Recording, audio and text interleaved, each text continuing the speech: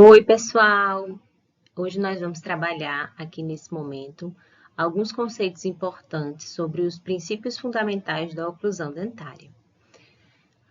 Quando nós começamos a estudar esses conceitos iniciais sobre oclusão dentária, nós precisamos já ter em mente todas aquelas características anatômicas que nós já estamos estudando em sala de aula sobre a anatomia dos elementos dentários, porque vocês vão ver que essa relação entre os próprios dentes em cavidade bucal, durante funções fisiológicas como mastigar, triturar os alimentos, falar, essa perfeita relação entre os elementos dentários é muito importante para que o paciente, para que o indivíduo apresente uma oclusão satisfatória. Então, hoje nós vamos falar alguns fundamentos que são de grande valia para que a gente comece a caminhar nessa temática tão importante que é a própria oclusão dentária. Então, gente, o que significa oclusão? Quando eu penso em oclusão, eu estou pensando ali nas formas que esse paciente vai ter entre essa perfeita relação em harmonia entre os próprios dentes e, junto com isso, toda a somatória do que nós chamamos de aparelho estomatognático.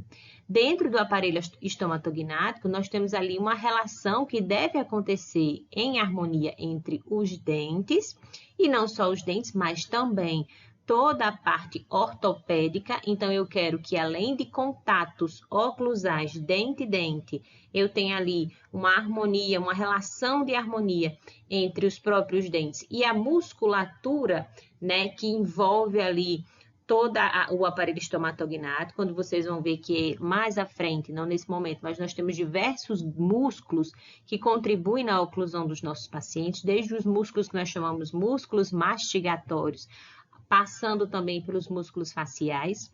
Então, além dessa harmonia entre dentes, musculatura, nós também vamos ter uma harmonia ortopédica. Então, eu preciso ter uma relação de proporção correta, adequada entre maxila e mandíbula.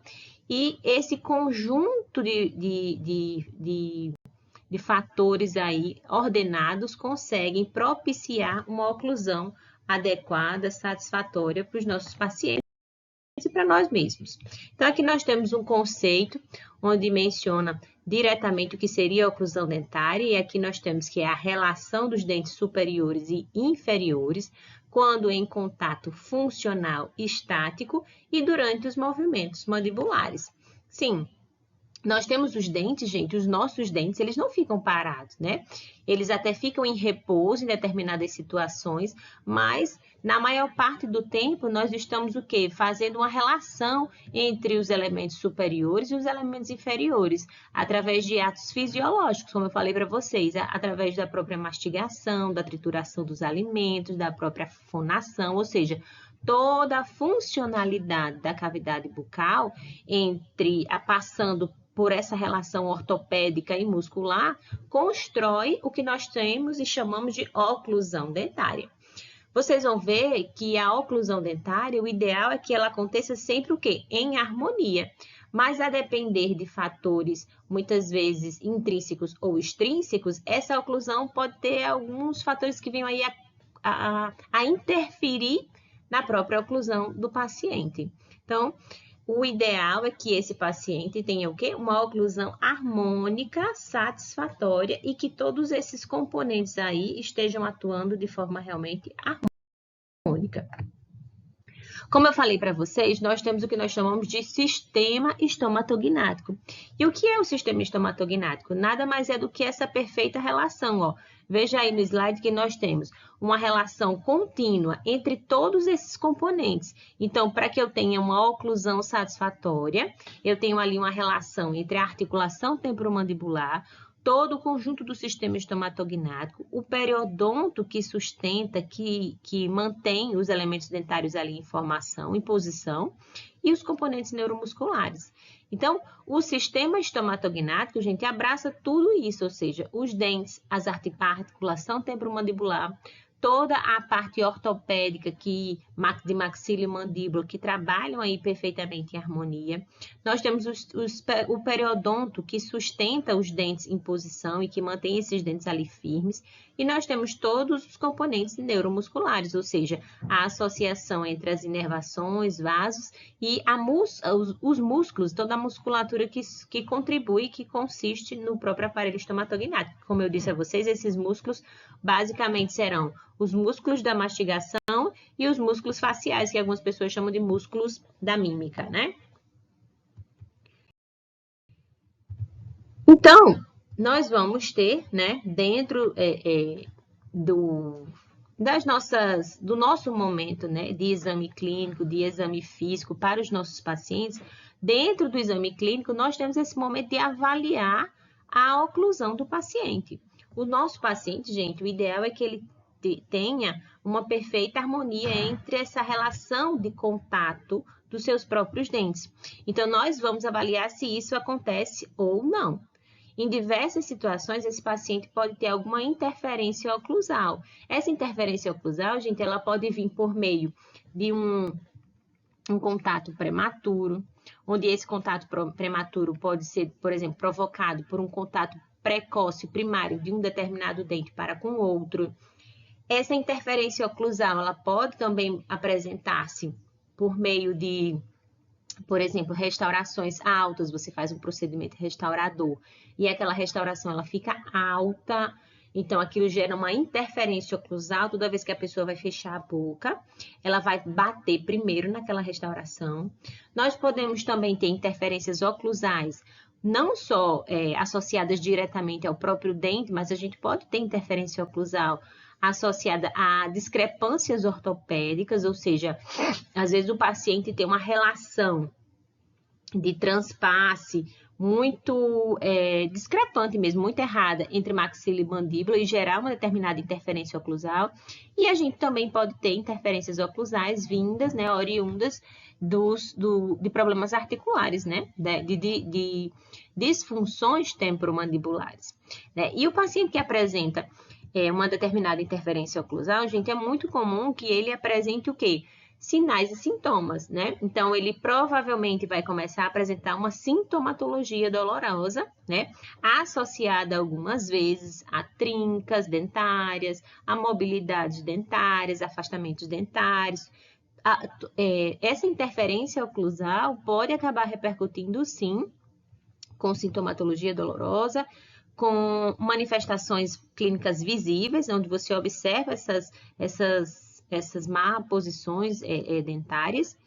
E também podemos avaliar, podemos descrever, na verdade, que não só, como eu falei para vocês, sinais e sintomas associados à própria dentição, mas a gente pode ter aquele paciente que acorda de manhã com aquela musculatura cansada, que acorda pela manhã com muita dor aqui na região da articulação temporomandibular, então o paciente já acorda todo tensionado em relação à sua musculatura, ou aquele paciente que já acorda realmente com dor, né, em movimentos simples, como abrir e fechar a boca. Então, as interferências oclusais, elas podem surgir e vão repercutir, com certeza, na vida clínica do paciente, e nós, no momento do exame clínico, somos capazes de fazer esse diagnóstico inicial.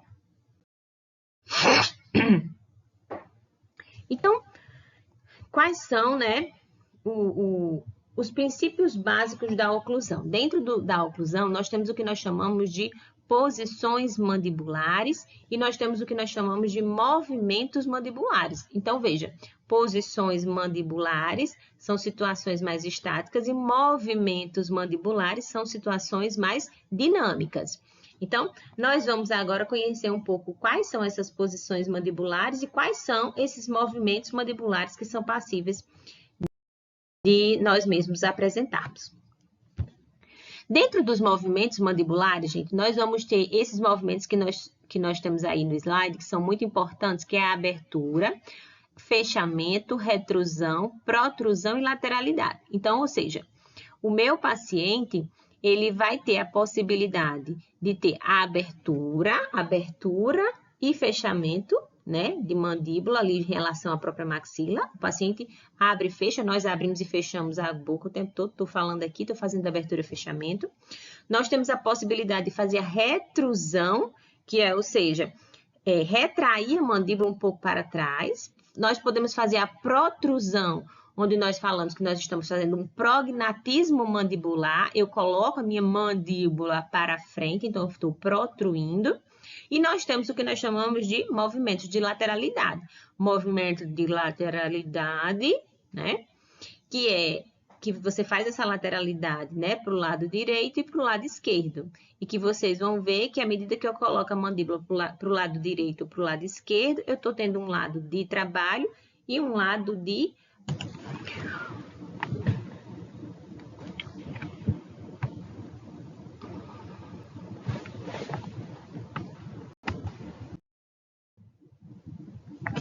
Então, gente, dentro do que nós chamamos de posições mandibulares, nós agora vamos ter a própria relação cêntrica, chamada de RC.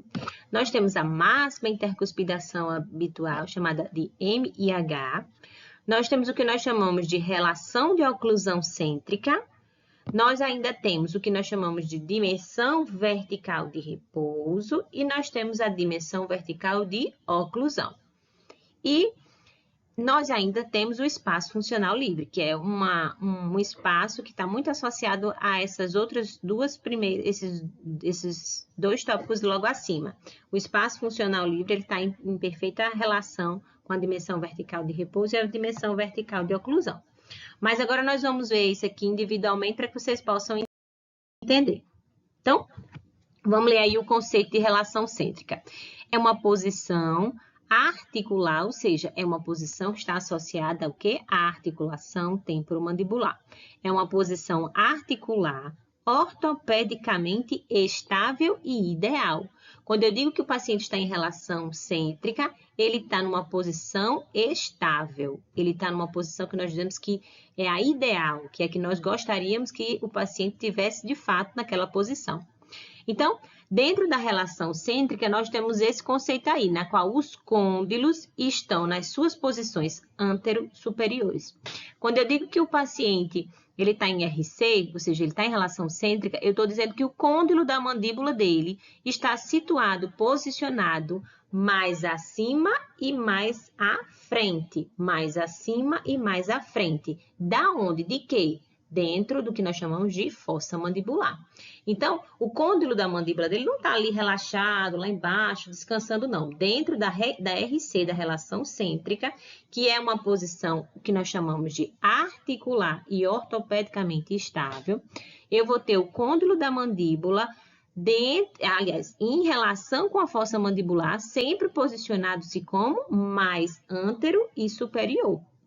Então, dessa forma, nós vamos ter o quê? Os discos articulares, quando o paciente está em RC, o disco articular, que é aquele disco que reveste, recobre o côndilo da mandíbula, ele está o quê? Adequadamente interposto, ou seja, corretamente posicionado entre o próprio côndilo da mandíbula e a fossa mandibular. Então, a relação cêntrica, gente, é uma relação, é uma posição que nós dizemos que é uma relação que independe de quê? Independe de dente. Não precisa você ter dente para que se coloque em relação cêntrica, né? É diferente do que nós vamos falar daqui a pouco da máxima intercuspidação habitual. Para você fazer MIH, você tem que ter dente. Aqui não.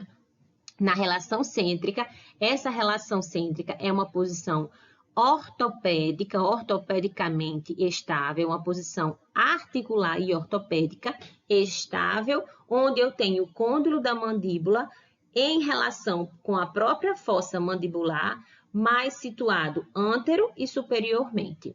Dessa forma, eu tenho um disco articular posicionado, né, adequadamente, tá? Lembrem sempre que relação cêntrica é uma posição que independe de contatos dentários. É uma posição articular ortopédica, tá bom?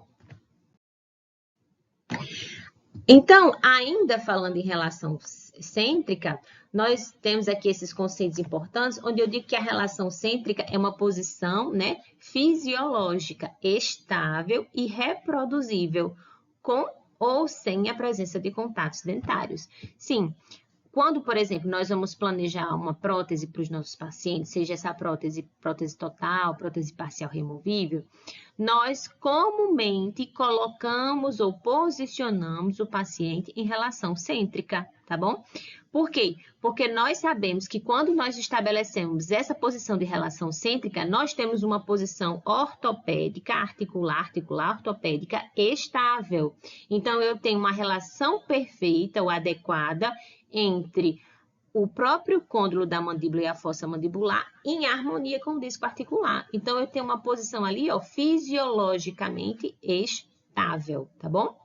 Então, e esse segundo tópico fala que é uma oclusão de referência para reabilitações orais. É aquilo que eu falei para vocês, que quando nós estamos ali na perspectiva de fazer um planejamento protético, nós primeira coisa que a gente faz quando a gente vai posicionar, montar a relação ali entre a maxila e a mandíbula do paciente, é posicionar esse paciente em relação cêntrica. Nós temos algumas técnicas de reprodução para essa relação cêntrica, né? E, como nós falamos agora há pouco, é uma relação, é uma posição que reproduzível, é uma posição reproduzível, né? Então, nós temos aqui o que nós chamamos de técnica de manipulação frontal, e o próprio nome já está dizendo, né? É uma técnica que você, com as suas mãozinhas ali, ó, vai posicionar a mandíbula do paciente, induzindo o côndilo a ficar mais antero-superior em relação à fossa mandibular. Então, a gente pega o polegar e o indicador esquerdos, ó, apoia na face vestibular dos caninos e dos premolares, como aparece aí na imagem. Você posiciona o polegar direito, né, na face cervical, aqui mais abaixo, ó, dos incisivos inferiores, e com uma leve pressão, né, vai fazendo esse movimento aqui oscilatório, manipulando, empurrando, induzindo com que a mandíbula do paciente fique mais relaxada e você consiga posicioná-la lá na região onde a gente precisa, que é na região mais antero-posterior da fossa mandibular, tá? Essa é a manipulação frontal. Por que a gente fala sobre isso, gente? Porque, como eu falei para vocês, a própria relação cêntrica é uma posição que reproduzível. Eu consigo estabelecer essa posição no meu paciente, tá bom? Nós temos a técnica de manipulação bilateral, né? Onde com os polegares, né? Eles são postos justamente na região da protuberância mentoniana, né? E os outros dedos, a gente fica segurando aqui, ó, o corpo da mandíbula, né? E a gente vai fazendo pressão desses polegares para baixo e leve pressão dos dedinhos aqui, ó, para cima, né? E a mandíbula, delicadamente, né, ela é colocada em movimentos de oscilação e a gente vai conseguindo empurrar e deslocar o côndilo para essa posição mais antero-posterior. Nós temos aí, gente, o que nós chamamos de máxima intercuspidação habitual. Essa máxima intercuspidação habitual, né, é quando justamente nós temos o que nós chamamos de maior número de contatos dentários. Então, quando eu faço isso aqui, ó, eu vou fechar a boca e o meu intuito vai ser com que os meus dentes se encontrem, façam contato de superfícies vestibulares, pontas de cúspides, de forma perfeita e harmônica, o máximo possível que eu conseguir. Então, quando eu abro a boca e fecho, ó, quando eu faço isso e fecho, trinco todo mundo ali, eu estou fazendo o quê? A minha máxima intercuspidação habitual. Então, é uma posição intermaxilar, ou seja, eu preciso ter uma relação entre maxila e mandíbula, onde vai acontecer o quê? O maior número de contatos dentários, né? Com os côndilos, por sua vez, agora fora da relação cêntrica. Lembrem que relação cêntrica é uma relação de quê? É uma relação articular ortopédica, que independe de dentes, tá vendo? Aqui, quando eu faço a máxima intercuspidação habitual, eu dependo do contato dentário e os meus dentes, e os côndilos da minha mandíbula não estão em relação cêntrica, tá bom? Então, é uma posição variável, né? Ela pode ser, de fato, modificada por meio de um determinado profissional, né? Basicamente do próprio cirurgião dentista. Porque você muda a posição de máxima intercuspidação habitual quando você faz um procedimento restaurador, quando você faz o que nós chamamos de desgaste seletivo, quando você pega uma broca e faz um leve toque suave, desgasta mais uma ponta de uma cúspide, faz um ajuste oclusal ali ou acolá em determinados dentes. Então, esse MIH é uma posição de fato variável, né? Uma pessoa, por exemplo, que ela está fazendo um tratamento ortodôntico, ela inicia o tratamento ortodôntico numa determinada máxima intercuspidação habitual. Quando ela finaliza, ela está fazendo uma máxima intercuspidação habitual de forma diferente de quando ela iniciou o próprio tratamento. Mas o fato é que a MIH é a posição intermaxilar onde ocorre o maior número de contatos dentários, onde os côndilos estão fora da sua relação cêntrica, tá bom? Então, ó, é a posição em que os dentes permanecem por maior tempo em contato durante mastigação e deglutição. Aqui uma imagenzinha para vocês verem. E nós temos o que nós chamamos de relação de oclusão cêntrica. Quando eu digo que o paciente está em relação de oclusão cêntrica, gente, eu estou numa condição que não é tão comum de acontecer, né? Mas pode acontecer numa parcela aí da população, que é quando nós vamos ter a posição coincidindo, né? A posição na qual vai existir uma coincidência entre a RC e a máxima intercuspidação habitual. Isto é, quando o maior número de contatos dentários coincide com a posição de relação cêntrica dos côndilos, lá na fossa mandibular, né?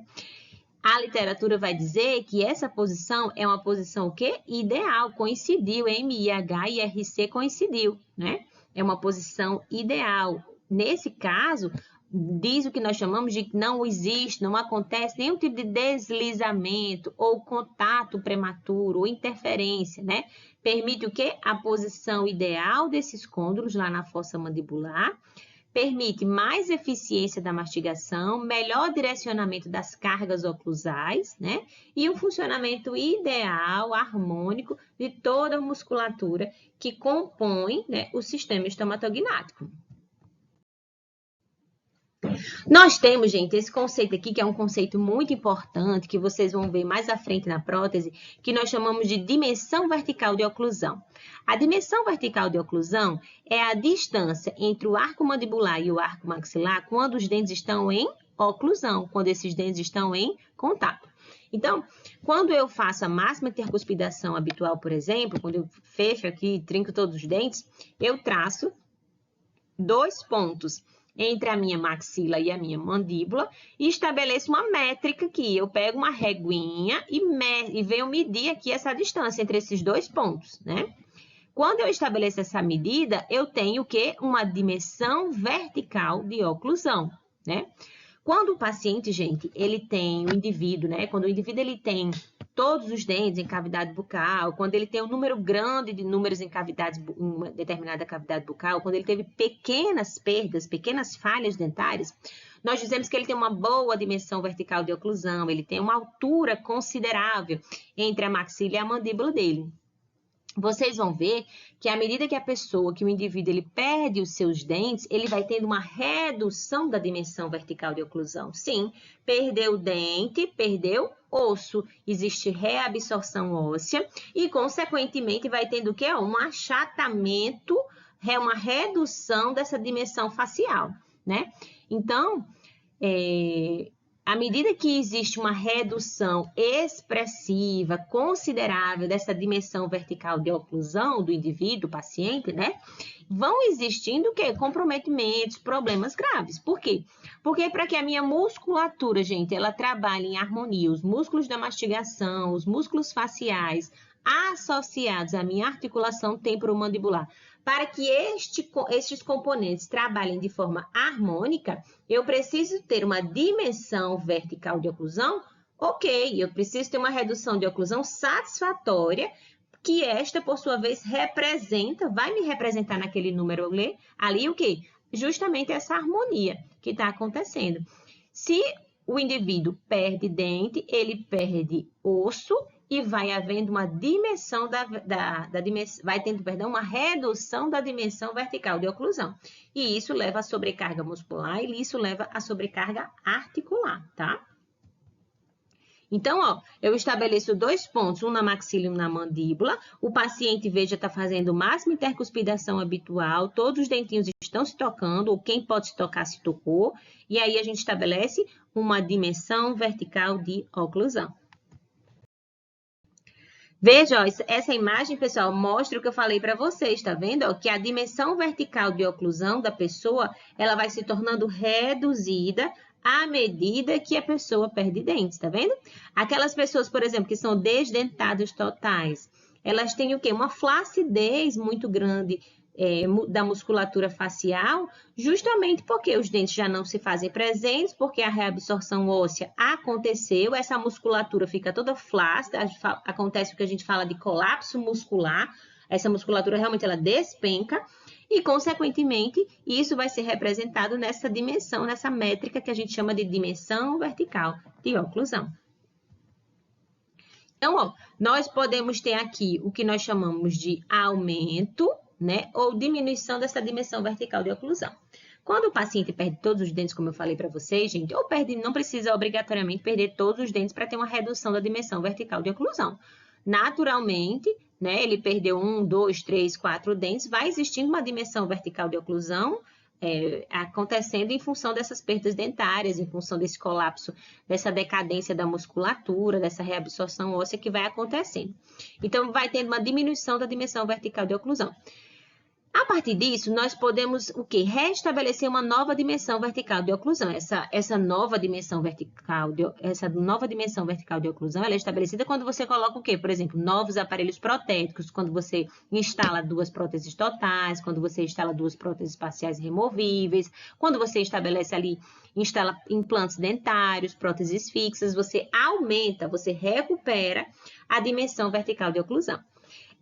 Esse aumento, gente, não pode também ultrapassar os limites da fisiologia, não pode ultrapassar os limites fisiológicos de harmonia entre a articulação e a musculatura.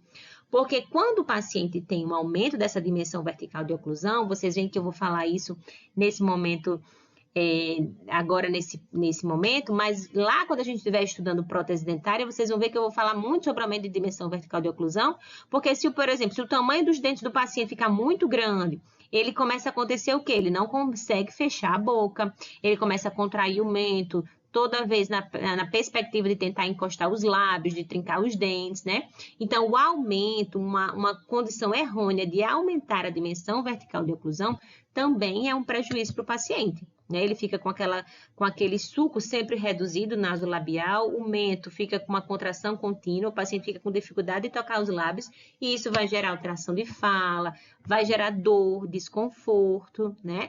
Falhas na eficiência mastigatória. Então, o ideal, gente, é que a dimensão vertical de oclusão do paciente esteja sempre como perfeita, em constante harmonia. Nós temos outra dimensão, gente, que é o que nós chamamos de dimensão vertical de repouso. Essa dimensão é uma posição que nós chamamos de posição de descanso postural. Nesse momento, quando eu digo que o paciente está com a dimensão vertical em repouso ali estabelecida, você vai ter apenas o que nós chamamos de contato labial. Na dimensão vertical de repouso, eu estabeleço também 2 pontos, um na maxila e um na mandíbula, mas eu peço para o meu paciente tocar apenas os lábios. Eu vou dizer, fulano, toque os lábios sem tocar os dentes. Desta maneira, eu consigo dimensionar essa distância entre maxila e mandíbula, estabeleço uma métrica, e aí, quando eu tenho, né, aquela musculatura, os lábios tocando suavemente um né, no outro, eu tenho o que nós chamamos de dimensão vertical em repouso, né? Então, ó, aí nós temos um conceito importante que fala que é a altura facial com a posição normal da mandíbula em relação ao crânio, estando o indivíduo em posição ereta e a musculatura em tônus normal, tá bom? Tá? Veja aí, ó, na imagem dá pra gente ter uma noção, ó, dimensão vertical de repouso, ó, só toca os lábios, os dentes não se tocam. Lembre que a dimensão vertical de oclusão existe contato labial e oclusal, dentário. Aqui não, aqui só tocam-se os lábios, tá bom? Nós temos o que nós chamamos de espaço funcional livre, gente. O espaço funcional livre é justamente essa diferença entre a distância, né? O tamanho, a dimensão da dimensão vertical de repouso menos a dimensão vertical de oclusão. É claro que se o indivíduo ele não toca os dentes, ele vai ter uma dimensão vertical de repouso maior do que a dimensão vertical de oclusão, já que quando eu estou ocluindo, eu tenho contato dentário. Então, o espaço funcional livre, gente, é esse espaço existente entre os dentes quando a mandíbula se encontra em posição de repouso, na qual o tônus muscular está em estado de equilíbrio. Então, a gente tem essa regrinha aí que fala que o espaço funcional livre é igual a DVR menos a DVO, que na maioria das pessoas, né, vai ali estar oscilando entre 3 a 4 milímetros. Alguns autores falam que esse espaço funcional livre, ele pode ser considerado ok, saudável, estando entre 1 a 10 milímetros, tá? Mas a regra, a maioria das pessoas situa-se entre 3 e 4 milímetros, tá bom?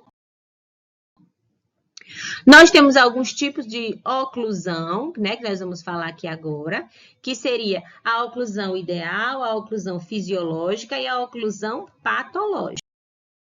Quando eu tenho oclusão ideal, gente, é o que eu gostaria que todo mundo tivesse, os meus pacientes, nós todos tivéssemos uma oclusão ideal. O que é uma oclusão ideal? É quando você tem esse conceito primeiro aí que aparece no tópico, transmissão de forças oclusais ao longo do eixo do dente. É verdade. Esse princípio de oclusão ideal, gente, ele se repete toda vez que eu penso em reabilitar, por exemplo, um paciente com uma prótese. Eu planejo a prótese querendo que a força que se desenvolve, que se apresenta em relação àquele dente artificial, seja imposta sobre o longo eixo do dente. Então, se eu penso isso numa reabilitação protética, é claro que eu quero para os dentes naturais do meu paciente. Eu quero que esse paciente tenha distribuição de força, de carga oclusal, sempre no longo eixo daquele dente ali, né? No entanto, às vezes, em algumas situações, por determinados fatores, o paciente não tem essa força imposta no longo eixo. Às vezes, você tem forças tangenciais que acabam empurrando, mesializando, distalizando, deslocando, inclusive, os dentes das suas posições originais, né, iniciais. Então, o ideal é que a gente tenha, dentro de uma oclusão ideal, isso que nós chamamos aí, ó, de contatos posteriores simultâneos e bilaterais, né? Eu quero que os meus dentes posteriores se toquem simultaneamente, ou seja, todo mundo no mesmo momento, na mesma posição, e se toquem ao mesmo tempo, tá? Eu não quero primeiro tocar do lado direito para depois chegar no esquerdo, ou eu não quero primeiro tocar o lado direito e não tocar nunca o lado esquerdo, ou vice-versa, tá bom? Então, quando a gente tem uma oclusão ideal, a gente vai apresentar uma dimensão vertical de oclusão adequada, tá bom? Então, quando você está em relação cêntrica, coincidindo com uma máxima intercuspidação habitual, vai resultar numa oclusão de relação cêntrica, que teoricamente seria a melhor relação ali que a gente poderia ter entre esses dentes e a própria harmonia entre o côndilo da mandíbula e a fossa mandibular.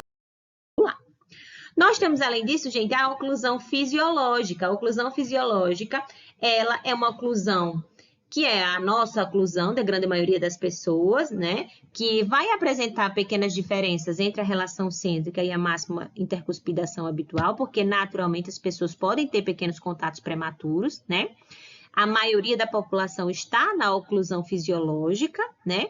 E a oclusão fisiológica, o próprio nome já diz, ela é fisiológica, ela naturalmente vai acontecendo. Então, permite ao paciente ter função com eficácia, conforto, ela é bem tolerada, é suportada, né? As forças impostas sobre os dentes é suportada de forma harmônica pelo próprio periodonto, pela articulação temporomandibular e pelos músculos, né, ali da mastigação e os músculos faciais, os músculos da mímica.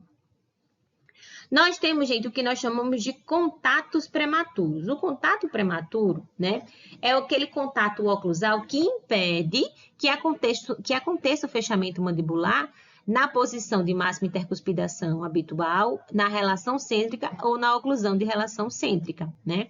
Então, quando o paciente vai fechar a boca, ele está com um ponto ali, um contato prematuro, ele está com um contato precoce. Então, ele bate primeiro, ele toca primeiro naquela região para depois fazer uma oclusão mais posterior, mais anterior. Então, quais são as causas desses contatos prematuros, né? Nós podemos ter causas naturais, como giroversões, apinhamentos, ou seja, dentes que se movimentam, dentes que giram, dentes que vão para frente e para trás, desses movimentos bucais. Nós podemos ter contatos prematuros oriundos, adquiridos de procedimentos restauradores. Fez uma restauração no paciente, a restauração ficou alta. Quem já teve restauração alta, ficou com contato prematuro de restauração alta, sabe como é desconfortável, né? Como dói uma restauração fica alta, você não aguenta, você volta no máximo outro dia para o dentista fazer o ajuste oclusal. Então, esses contatos prematuros podem ser adquiridos através de restaurações, procedimentos restauradores, próteses que fiquem com algum contato excessivo, tratamentos ortodônticos temporariamente podem deixar o paciente em contato prematuro. E nós podemos ter contatos prematuros disfuncionais, né? Que são realmente oriundos, né, de problemas de patologias, sejam elas musculares ou articulares, onde a pessoa realmente não toca de forma harmônica, não faz aquela máxima intercuspidação habitual harmônica, em função de desordens articulares e de desordens musculares. Uma oclusão patológica, gente, ela apresenta uma grande discrepância entre a relação cêntrica e a máxima intercuspidação habitual, né? Uma oclusão fisiológica é aquela tolerada, é aquela em que existe uma pequena discrepância entre RC e MIH, mas na oclusão patológica você tem grandes discrepâncias, né?